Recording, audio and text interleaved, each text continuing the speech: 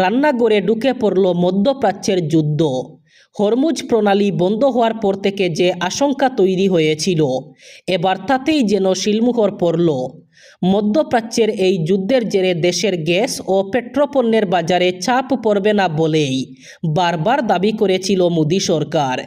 কিন্তু তারপরেও দিন শেষে গ্যাসের দাম বৃদ্ধির সিদ্ধান্ত নিল রাষ্ট্রায়ত্ত তেল সংস্থাগুলি। শনিবার থেকে আরোপ হলো নতুন দাম। এক ধাক্কায় 60 টাকা বেড়ে গেল গৃহস্থের এলপিজি গ্যাসের দাম। কমার্শিয়াল এলপিজি সিলিন্ডারের দাম বাড়ল 115 টাকা। ফলে আখেরে চাপ পড়ল আম জনতার পকেটে। ইন্ডিয়ান অয়েল কর্পোরেশন সূত্রে খবর, এই দাম বৃদ্ধির ফলে আজ থেকেই গ্রাহকদের 14 কেজির সিলিন্ডারে কিনতে হবে অতিরিক্ত 60 টাকা এবং অন্যদিকে হোটেল রেস্তোরাঁয় রান্নায় ব্যবহৃত 19 কেজি বাণিজ্যিক গ্যাসের সিলিন্ডারে কিনতে গুনতে হবে 115 টাকা বেশি। যুদ্ধের আগুন নেবার কোনো নাম নেই মধ্যপ্রাচ্যে। শনিবার সকালে আবার ইরানে ক্ষেপণাস্ত্র বর্ষণ শুরু করেছে ইসরায়েল। ইসরায়েলি সেনার তরফে জানানো হয়েছে, নতুন করে তেহরানে হামলা করেছে তারা। দেখা গেছে দাউ দাউ করে আগুনে জ্বলছে ইরানের রাজধানীতে অবস্থিত মেহরাবাদ বিমানবন্দর।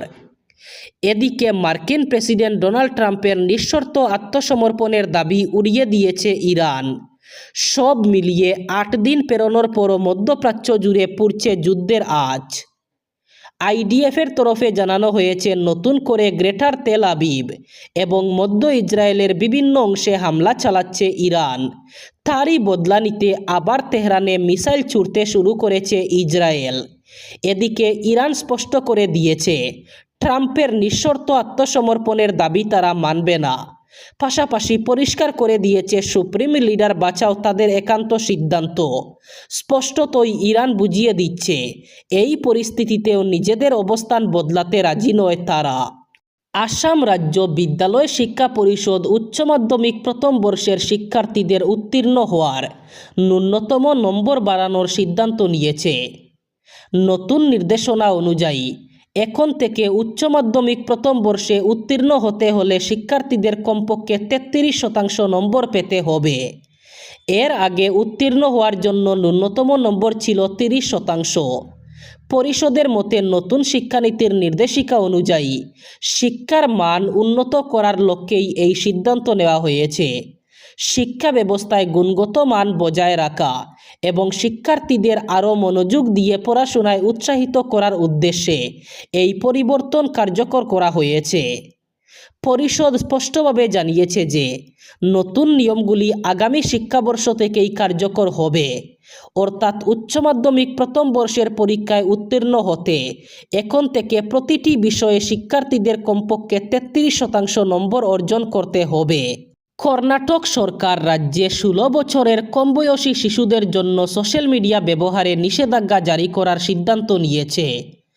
শুক্রবার রাজ্যের বাজেট পেশ করার সময় ওই গুরুত্বপূর্ণ ঘোষণা করেন মুখ্যমন্ত্রী সিদ্ধারামাইয়া। তিনি জানান, শিশুদের মধ্যে মোবাইল ফোনের অতিরিক্ত ব্যবহার এবং তার নেতিবাচক প্রভাব ক্রমশ বাড়তে থাকায় এই পদক্ষেপ নেওয়া হয়েছে। সরকারের মতে অল্প বয়সে সোশ্যাল মিডিয়ার প্রতি অতিরিক্ত আসক্তি শিশুদের মানসিক বিকাশ, পড়াশোনা এবং দৈনন্দিন জীবনে বিরূপ প্রভাব ফেলছে। মুখ্যমন্ত্রী আরও জানান, এই সিদ্ধান্ত নেওয়ার আগে বিষয়টি নিয়ে বিস্তারিত আলোচনা করা হয়েছিল। গত মাসে বেঙ্গালুরুতে আয়োজিত উপাচার্যদের এক সম্মেলনে তিনি এই প্রসঙ্গ তুলেন এবং শিক্ষাবিদদের মতামত জানতে চান। সেই আলোচনায় মোবাইল ফোনের আসক্তি, অনলাইন গেমিংয়ের বাড়বাড়ন্ত এবং সোশ্যাল মিডিয়ার কারণে শিশুদের পড়াশোনা ও শারীরিক সুস্থতার উপর পড়া নেতিবাচক প্রভাব নিয়ে গভীর উদ্বেগ প্রকাশ করেন। সরকারের আশা, নতুন এই সিদ্ধান্ত শিশুদের সুস্থ মানসিক এবং শারীরিক বিকাশে সহায়ক হবে।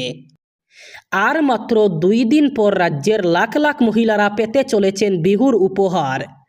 সরকার বিহুর উপহার হিসাবে আগামী 10 তারিখ সকাল 11টায় রাজ্যের লাখ লাখ মহিলাদের অ্যাকাউন্টে দেবে অরুণোদয় প্রকল্পের অধীনে 9,000 টাকা করে। আগামী 10 তারিখ সকাল 11টায় সব অরুণোদয় প্রকল্পের হিতাধিকারী মহিলাদের মোবাইলে SMS আসবে যে 9,000 টাকা অ্যাকাউন্টে এসেছে। তবে যদি অ্যাকাউন্টে কোনো সমস্যা থাকে তাহলে এই টাকা নাও পেতে পারেন মহিলারা।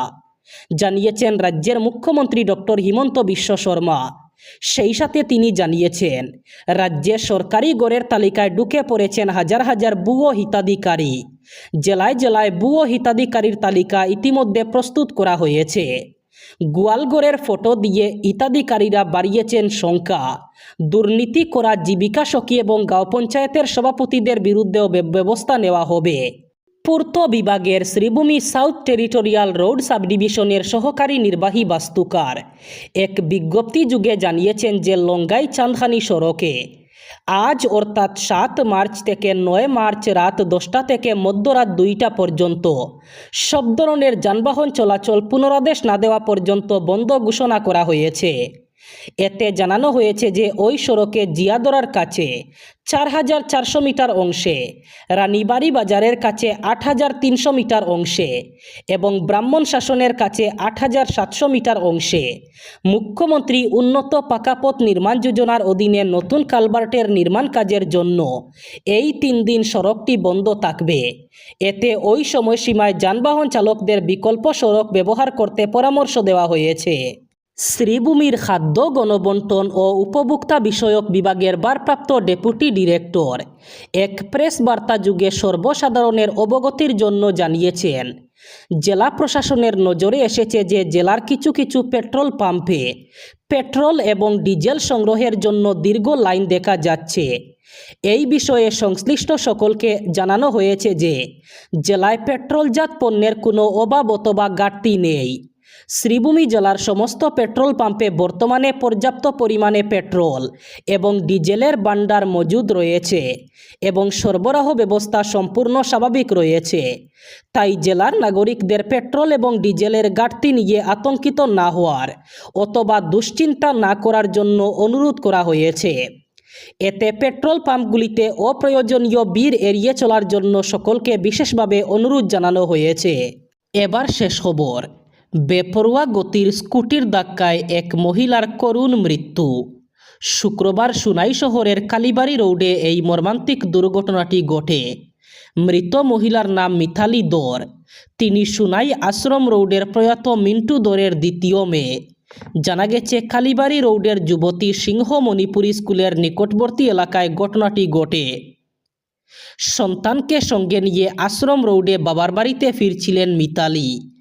সেই সময় হঠাৎ বেপরোয়া গতিতে আসা নম্বরবিহীন একটি স্কুটি তাকে ধাক্কা মারে। এতে তার মাথায় গুরুতর আঘাত লাগে। দুর্ঘটনার পর স্থানীয় বাসিন্দারা দ্রুত তাকে উদ্ধার করে শিলচর মেডিকেল কলেজ হাসপাতালে নিয়ে যান। তবে হাসপাতালে পৌঁছানোর পর চিকিৎসকরা তাকে মৃত বলে ঘোষণা করেন। জানা গেছে, মৃতার শ্বশুরবাড়ি হাইলাকান্দি জেলায়।